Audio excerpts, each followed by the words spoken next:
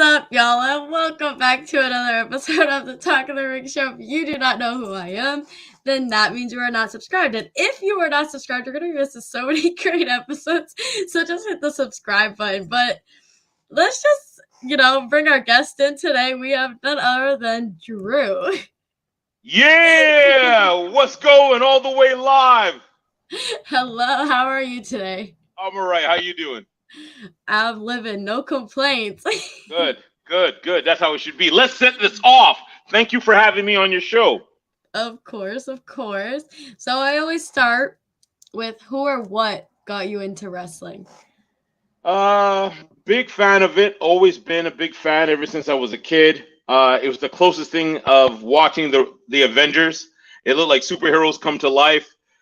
Colorful outfits, capes, masks, all that crazy stuff. So, I would just watch it on TV and be mesmerized and could not believe that this was on TV. And then, I would follow it every Saturday. And I had an opportunity to run into wrestlers at a very young age.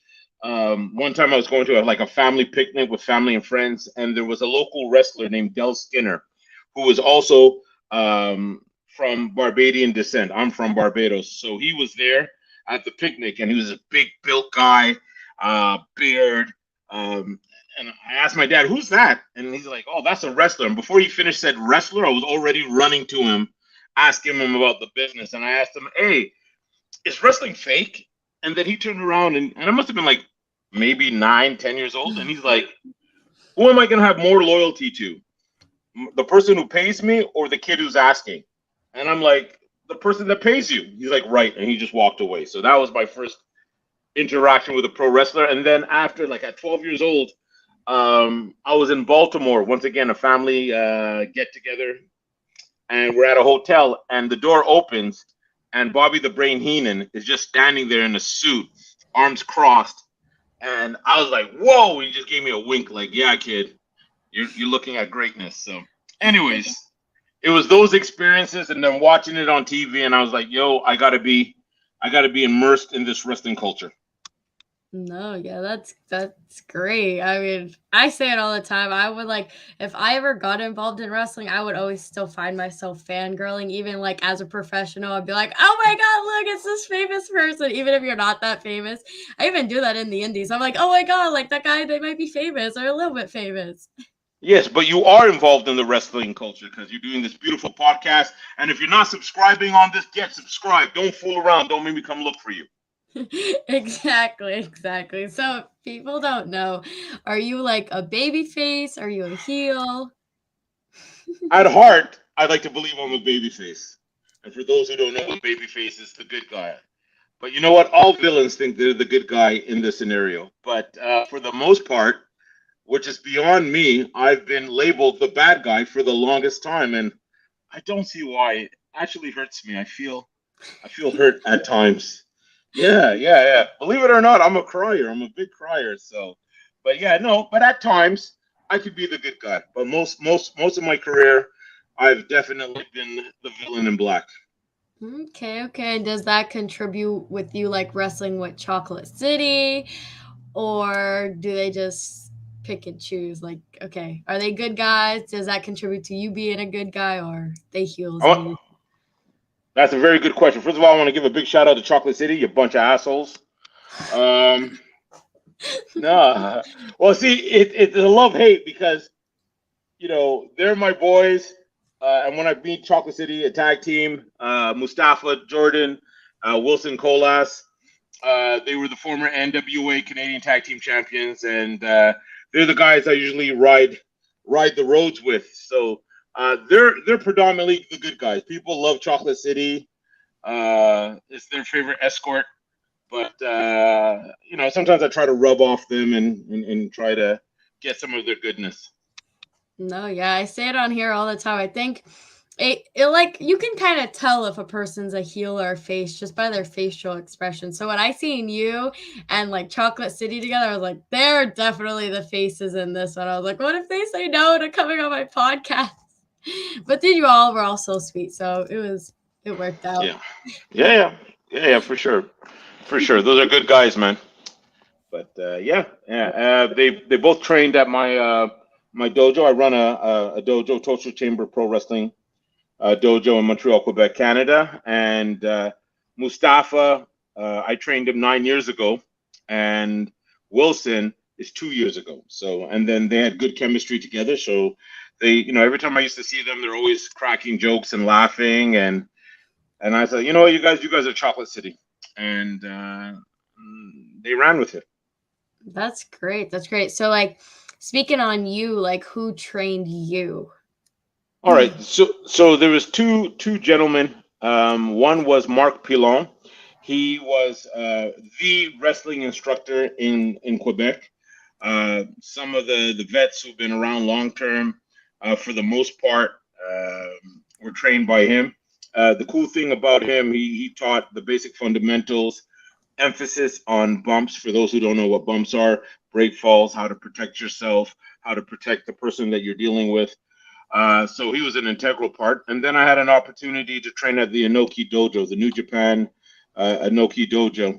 And that was a really cool experience. And how that happened was I was wrestling at that time for the NWA, the National Wrestling Alliance, the oldest governing body of professional wrestling. And every year they had an anniversary show, and I had an opportunity to wrestle a good friend of mine, Fergal Devitt, which most people will know him as Finn Balor. Me and him, we had a match, and I guess it was very enjoyable because the representatives of the Inoki Dojo contacted both of us and had us start training there. So it was a pretty cool experience. So those, and I was trained by a gentleman named Kendo Kashin. Um, he was one of the top Japanese cruiserweights. So yeah, that's my Wow, background. okay. So like how long would you say that you trained for before you actually like got a real match in front of a crowd? All right. Well, most people they train anywhere from a year and a half. For me, it was 6 months.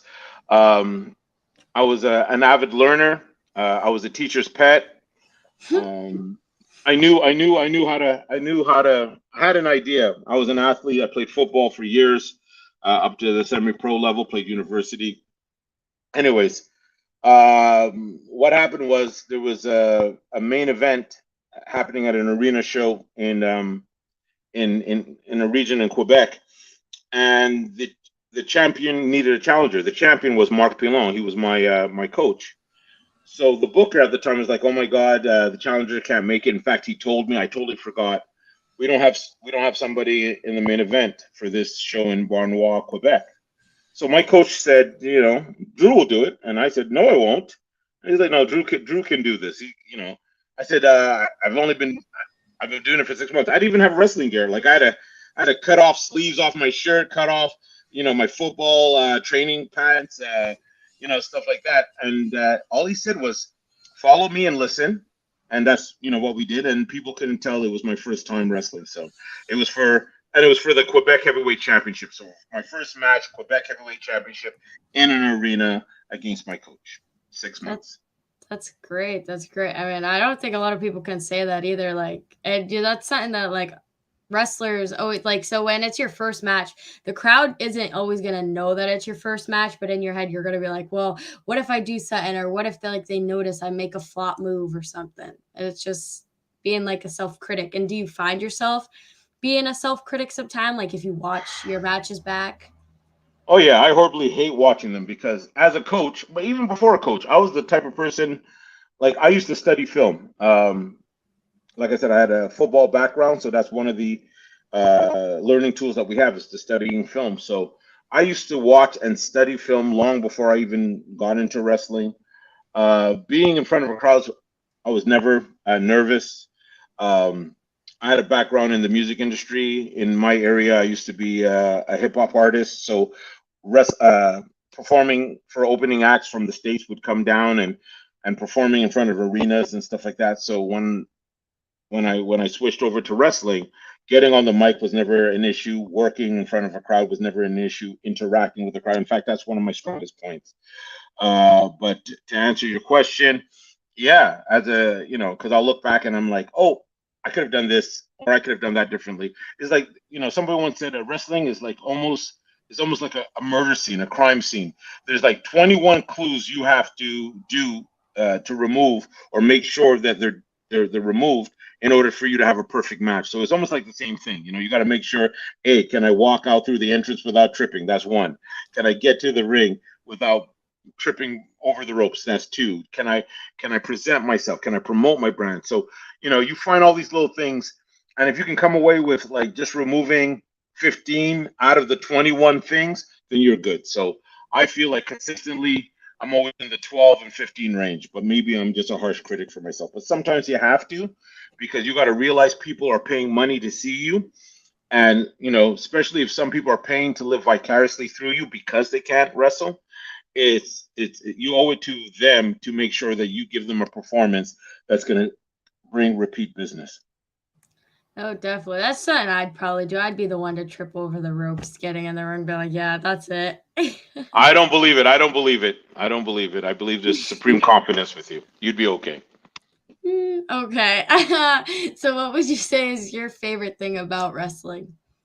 Uh, Originally, when I first started, it was all about the quest of being great and winning championship belts and stuff like that. Now, it's a combination of interacting with the crowd, making sure that they're happy, that you know whether they boo you or cheer for you. Once again, you give them their money's worth, and the camaraderie that you have in the locker room or in on the road. Those are the things. Ask me what I did yesterday. I can't remember, or what's my, some of my favorite matches. I had more than 1,000, but I can remember the times I was in the car dying of laughter, like talking about Chocolate City. And I, at one point, somewhere, we had to pull off the highway, or we were going to crash because we were dying of laughter. You know, when you laugh so hard you can't breathe, and Yeah. and we're clutching seatbelts. So those moments, seeing my students who had a passion or has a passion for pro wrestling fulfill their dream, working hard, and then finally getting to the moment where they're having their match and they're coming backstage, and you see, them just lit. That Yeah. makes me happy. So stuff like that. No, definitely. And like I say it all the time on here, it's kind of like you grow, you get a family, like, and those shows that you see, like, you may not see them all the time, but like that one show in the month that you get to see them, it's like a family reunion. You're like, oh my God, how are you? How's things been? So, like, it's definitely really cool because you like, if your family's broken, like blood family, then you get to grow like the non-blood family. And it's great. Most definitely. So true. So true. So, You with that being, go ahead, sorry. No, nothing, nothing. Go on. So with that being your favorite, what would you say is the hardest part for you? Uh, I try not to dwell on them, but if I had to like to pick, I like I like going to different destinations. I hate traveling sometimes because sometimes it's all about like connecting flights. You know what I mean? Running from one gate to another. Um, just like little stuff like that. Plane seats are too small, no leg room. But those are like so insignificant. Or I guess dealing with injuries, though I don't have too many or I haven't had to deal with it. Um, People talk about like backstage politics. That doesn't really affect me because I don't care enough, Yeah. to try to manipulate a situation. I think I'm talented enough to get where I want to go. And at the end of the day, is what the company, the promotion, the booker, the owner wants. So yeah, Mhm. you know what? I'm more happy than anything when it comes to the pro wrestling. No, yeah, that's great. So like if a little kid came up to you at any of the shows that you wrestle at and like, I want to do exactly what you're doing, what advice would you give them? Nothing. I just kick him and be on my way. No. That's the I heel will. talking. Yeah, yeah, yeah, yeah. Actually, that's the good guy talking. Imagine the heel now. No. What I would tell them would, first of all, honestly, I would tell them pursue your dreams, because even if you don't get to the destination, whatever it is, sometimes it's the voyage. So I would just tell them, as a coach, I'd be like, okay, if you're serious about this, you got to change, your lifestyle to be conducive to getting in shape, and then once becoming in shape, becoming an athlete, study the game, learn from it. And then really, really give it your all. Give 110%. Because at the end of the day, after you give 110%, whether you fail or you accomplish your dream, the process is sometimes the most victorious part of the aspect or the journey. No, definitely, definitely. So like if WWE and AEW called, I like how you which talk with your hands. Go on. It's like your spell magic. Go on. Yeah. which one would you take? Like WWE or AEW? Anyone that's gonna give me a paycheck, you know what I mean? Do I have a preference? I know because I know people in both promotions. Both promotions, have positive attributes. Um, Maybe because of the historical aspect, the WWE, the lineage of the promotion. But then with the AEW, it's a new challenge. You know what I mean? A lot of people, whatever the views they may have on AEW, it's a young promotion. It's less than 5 years, and it's competing with some of the biggest promotions in the world that have been around for like New Japan's been around for 51 years. WWE has been on even longer and stuff like that. So I mean, it'd be an opportunity to work in I guess, a different type of environment. I've never worked for AEW. I was a guest coach at the Performance Center at WWE. I was able to send a couple of my students to tryouts. I've had about 5 or 6 WWE tryouts, so um, and plus you're more familiar with the product and stuff like that. So at the end of the day, if you're a professional, which I like to pretend I am, it doesn't really matter what you like. There's not an emotional spectrum. If you're a professional, you have a job, you just do the job. But trust me, I'm not going to complain either way if one of them called me and say, "Hey, we want you in whatever capacity, whether it be a coach or as talent." So I don't know if I can, I know it sounds indecisive as like a professional answer, but it's really not. It's WWE rocks and AEW. There's a lot of interesting things that would make me be like, "Hey, I think I could do some good work here." No, definitely, definitely. So my we have my dad in the chat chanting your name because that's what he does to everyone. What's up, pops? What's going on? He's like the pusher for me because I'm always so shy at the shows. I'm like, oh, but what if they say no or what if they're mean? He's like, just do it. Yeah. What's the worst So that could happen? is that what happened? So you were nervous, you had trepidation, wanting to Yeah. talk to me? Did I look like a mean person to you? No. Oh, shouldn't have been an issue. When you asked me, I said, "Yeah, sure." I'm just like that to everyone. I get so nervous talking to them, like speaking gibberish, like blah, blah, blah. This, and then they're like, "Yeah, sure, come on, why not?" No, no, you're doing fine. I remembered you, so when you reached out, I was like, "Yeah, I'd be more than happy to be a part of your podcast." Awesome. So, how do you feel about like hardcore death style matches? Is it your thing? Uh, no, it's not. But I have participated in hardcore matches. Um, it's a special niche for certain people. Um, I think hardcore matches are could be important in a storyline if you're telling a story, and the blow off match, meaning the last match that will decide where the story ends. You could do that, but first match, you know what I mean? You faced an opponent you've never faced before, and you want to put him through a table like that. There has to be some emotional. There has to be some emotional rage. There has to be a reason why I'm going to put you through a table rather than just have a wrestling match. So Yeah. so for me, like, I'll watch it with my hands like this because I'd be like, "Yo, you got to be crazy to go through that." But I've done matches where there was thumbtacks and landing on hundreds of Yeah, yeah. And I look at the videos now and I'm like, "Wow, what made me do that?" And I wasn't high or drinking, so there was no real reason for me to do those type of matches. But you know what? Each his own. If you like that and that's your thing, I won't knock it. Like I said, it can be useful if it's put in a story well, if the psychology makes sense. No, definitely. Yeah. So like you just said, as long as like it matches the storyline and it's not just like, hey, so we're just gonna put two random wrestlers in a match and throwing some thumbtacks and tables and all that stuff. So Yeah. I get it. Yeah. So like especially with AXW, they do like intergender, male versus female. Is that your thing, or you're like Uh, not? um, I don't mind it. Like, I have a promotion, Torture Chamber Pro Wrestling, and we've done it before. Once again, it has to make sense. It has to be kind of realistic. My problem is, you know what I mean? Wrestling fans are forgiving, and what I mean by they get it. But if you put regular fans who've never seen pro wrestling before, and then they see a 4'9", just say hypothetically, they see you wrestling me, they're gonna be like, that man needs to go to jail. He's gonna kill her because visually, you know what I mean. It doesn't pass the eyeball test. Yeah.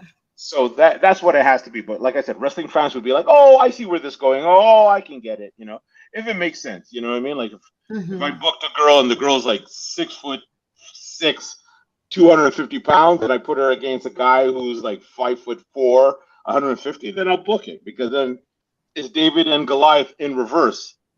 You know what I mean? And Yeah. it tells a story. So I don't hate it if they can make me, suspend disbelief and make me forget that it's genders are involved because the match or the story is very telling, then kudos.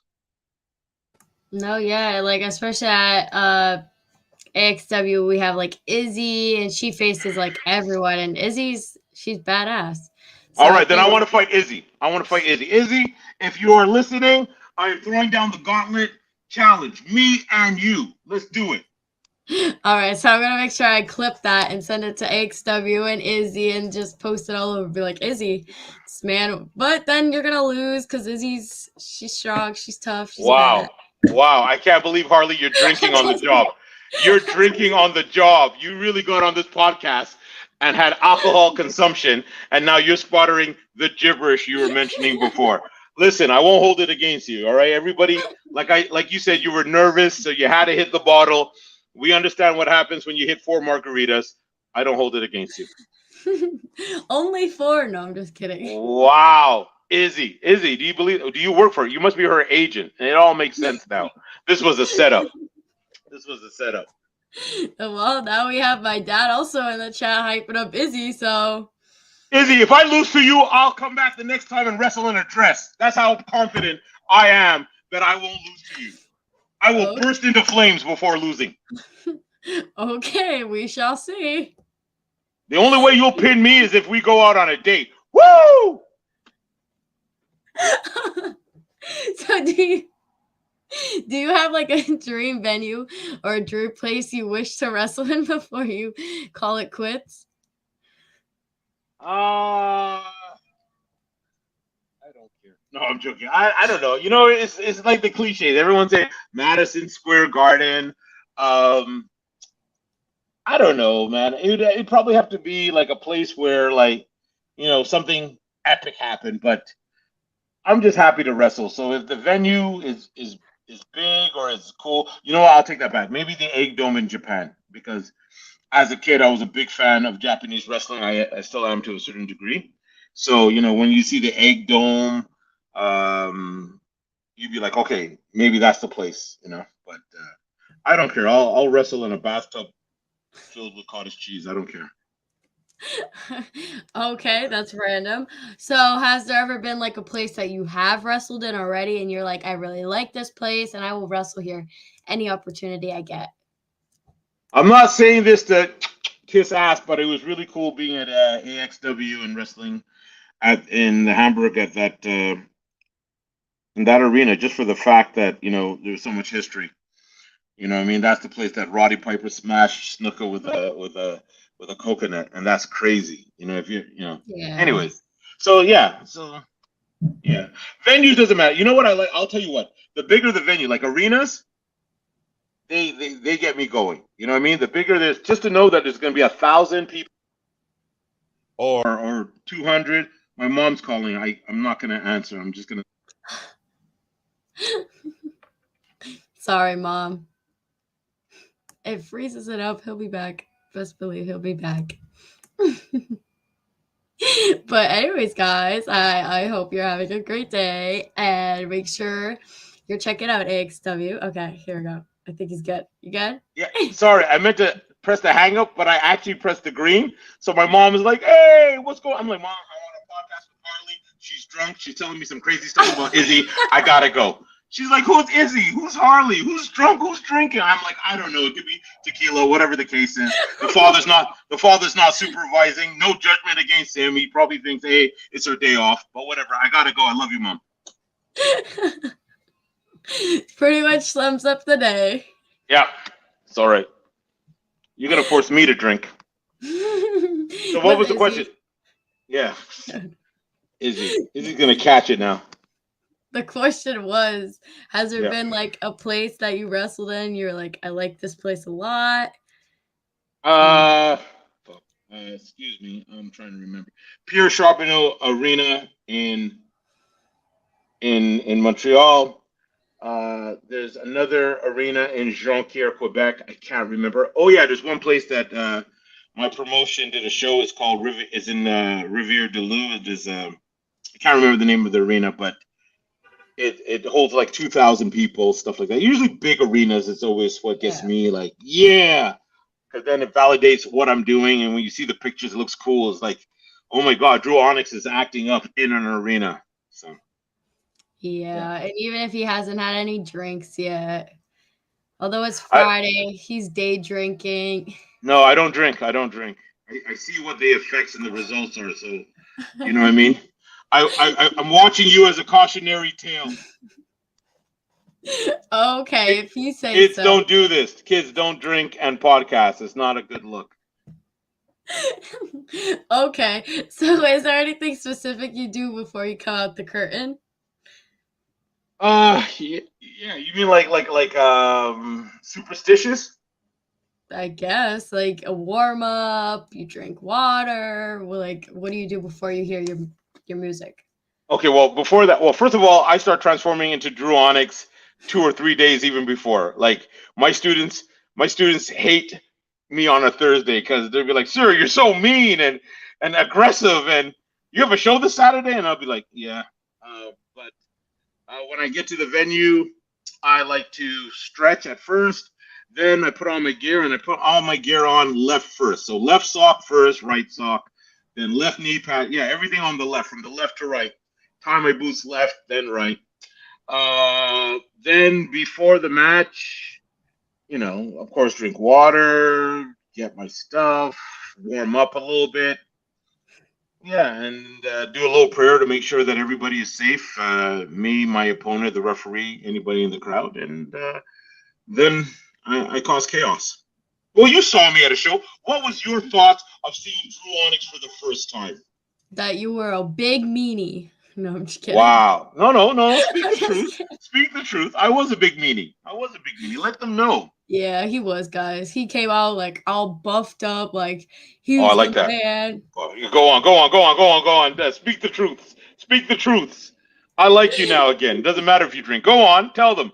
I came out there buffed like I was the man. Yeah, he went out there like he knew what he was doing, and then he got beat up. No, I'm just kidding. I'm just Wow. kidding. I'm just, Wow. Wow. I'm just Terrible. kidding. No, that's all right. Who's your competitor? Who's in podcast world? I'm gonna go to them next. I don't know. Yeah. I'm gonna find out. I'm gonna find out. When they ask me about the place, when they ask me about the podcast, I'd be like, the interview was good, but the host, man. Yeah. So my dad says he still got his ass kicked. LOL. Wow. Obviously your father wasn't there, and I don't hold that against him. He probably got secondhand news about what transpired. What happened was the other team cheated their way to victory. It was documented visually. There was cameras. There was photographers. It was everything. It was horrendous. It was the biggest piece of travesty that happened in Hamburg. Yeah, so sad, guys. It was so tragic. It The was crowd was tragic. crying. Yo, listen, there was tears of sadness. Women wailing. There was mothers throwing their babies on the ground in protest. They couldn't believe it. No joke. I saw one person threw her baby down and then kicked it under the ring. I had to go pick the baby up, administer first aid, and then give her back to the father because the mother was in an emotional situation. It was terrible. But Yeah. no, they don't. You don't mention that. And they Keep started asking. giving. Yeah, go on. Go on. So you kind of mentioned that you haven't had really any injuries. So like what if you were to sustain an injury, what would like motivate you to continue wrestling and not giving up? Just to know that my haters can't get rid of me. I'm all So about vengeance. so like if it came to that point where you're like I'm injured or I can't do this anymore, do you think you'd still be involved in some way? Yeah, yeah. Like, well, one, I'm a coach as it is, Yeah. so I'm a coach, so I'd still be doing that. I like booking. I have a promotion, so running shows, and the shows predominantly is not even about me because I get to wrestle to in a quite a lot different See, promotions. So you had a couple drinks before. Now you're stuttering and gibberishing. no. The reason why I'm hesitating is because I can't believe that I took this podcast. It's just I don't know. It has me speechless. I can't believe I want fair treatment and I'm not getting it. This is fair. Trust me, this is exactly how I am in person. So Wow. everyone Because gets this. had I known, we would have never done this podcast. Go on. What's your next question? So, do you have merch? And if so, where can people purchase it at? Most definitely. You can check on Instagram is drewonyx.tcprodojo or on Facebook. And yeah, I have all kinds of different types of shirts, 5, 6 different designs, 8x10s, baseball cards, hoodies. Yeah, I got everything for everybody. You look like you need a Drew Onyx t-shirt in your life. Yeah, maybe I'll get one. Are you going to be at Egg Maybe. Step? Maybe. So, you know what I'm going to do? I'm going to get like a custom made one. It'll say Drew Onyx on the front and then Izzy McCoy on the back. Wow. I Wow. like Well, at least switch you it have up. switch it up. Like I'd say, okay, it's your batch, and I'm like, well, I'm not really feeling him right now. I like switch it to Izzy. Be like, Izzy just needs to come out here Wow. and kick that. Wow. So Harley, you set this up just to abuse me. Is this what's going on? Wow, I'm your plaything. You just said, you know what? I woke up choosing violence. Let me contact Drew Onyx and traumatize him for an hour. Is this people out there? She's a front. She's like, oh, I'm not feeling well. Can we postpone this? I'm under the weather, and I felt bad. I'm like, oh, okay, well, we could do it. Let's tough it up. It was a setup. It was a wolf in sheep clothing. She said that so I'd have my guard down so she could tear a pound of my flesh. No, that's actually not. Harley's father, listen, I don't condone abuse, but you might need to bring out the belt for your daughter. She's out of control.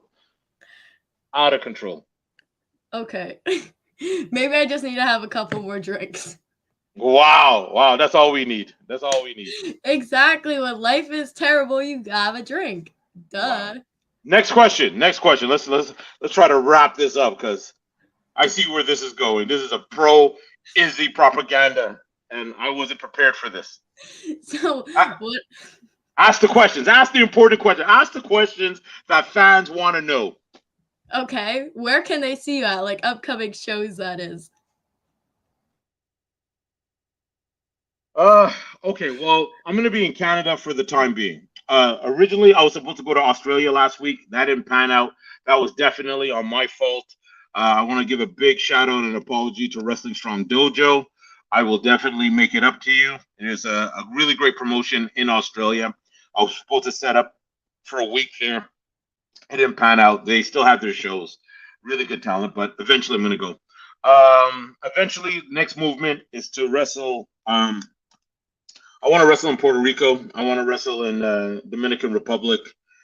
I want to wrestle for in Calgary. There's Dungeon Wrestling. It's like a continuation of Stampede Wrestling. Bret Hart, Owen Hart, that type of vibe. Mhm. Dynamite Kid. So I want to wrestle there. I have a show tomorrow for a promotion called Northern Championship Wrestling in Montreal, and I'll be wrestling as the son of Abdullah. That is the another gimmick that I have that I use. So I play the son of Abdullah the Butcher. In fact, I was just on Dark Side of the Ring a few weeks ago, playing Abdullah the Butcher. It's a great docu series. If you haven't checked it out, people check it out. Dark Side of the Ring, 4 seasons, and also Tales of the Territories, which I was also on, which was produced by Dwayne The Rock Johnson. So you're actually talking to a minor celebrity, a pretty good superstar. You're welcome. Yeah, for now, because even my dad says you can see you in the trash can because that's where Izzy will put him. I had so much respect for your family before this podcast. It's amazing. It's amazing.